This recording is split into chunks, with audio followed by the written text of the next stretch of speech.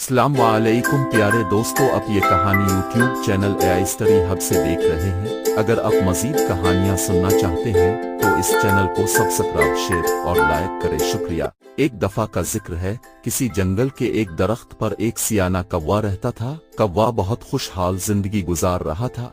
बगैर किसी फिक्र के वो पूरा दिन घूमता फिरता और तरह तरह के खाने पीने का लुत्फ उठाता। शाम होते ही किसी फलदार दरख्त पर रात बसर करता।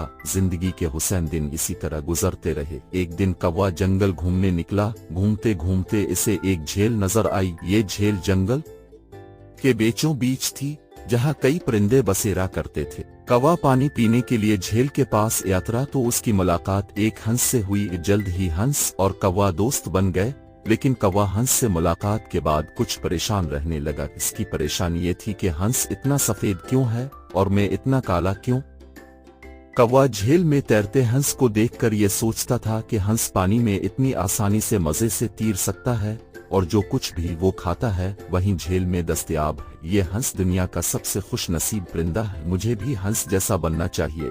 ये सोचकर कौवे ने झील में तैरने की कोशिश की, लेकिन वो डूबने लगा और बड़ी मुश्किल से झील से बाहर आया। कौवे ने अपने ख्यालात हंस को बताए। हंस ने हंसते हुए कहा, पहले मुझे भी लगता था कि मैं सबसे ज्यादा खुश हूँ, लेकिन इस वक्त तक मैंने तोता नहीं देखा था। तुम्हें पता है कि तोते के पास 2-3 मुख्तलिफ रंगों के हरे, पीले, नीले पैर होते हैं।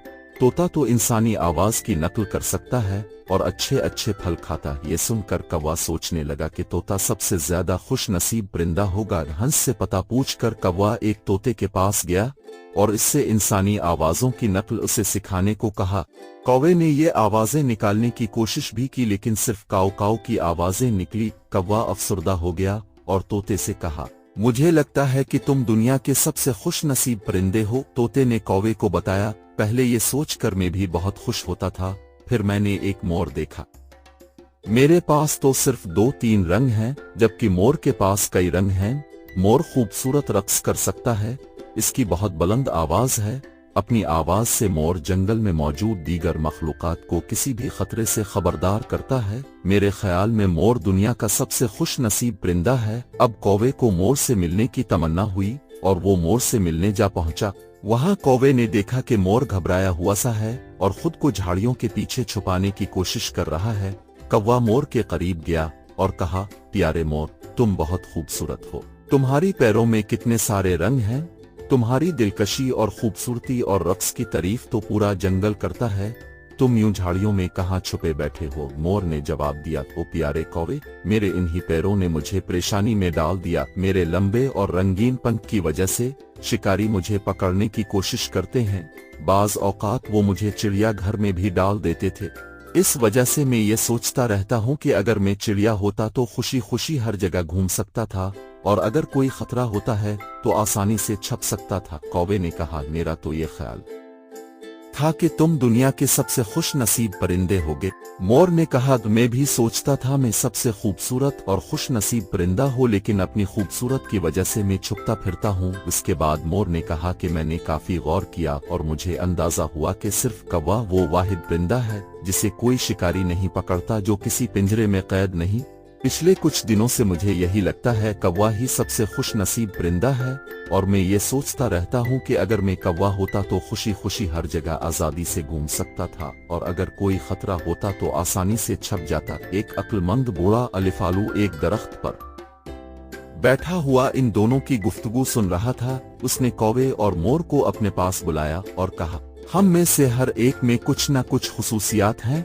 हंस पानी में तैर सकता है, तोता इंसानी आवाज की नकल कर सकता है, मोर रक्स कर सकता है, चिड़िया छोटी और फुर्तीली होती है। मेरी तरफ देखो, मैं तैराकी या रक्स नहीं कर सकता, लेकिन मुझे अंधेरे में बहुत अच्छी तरह से दिखाई देता है। मैं अपनी गर्दन को पीछे की तरफ मोड़ सकता हूँ और अपने पीछे चीजें देख सकता हूँ। क्या ये बहुत अच्छा नहीं है?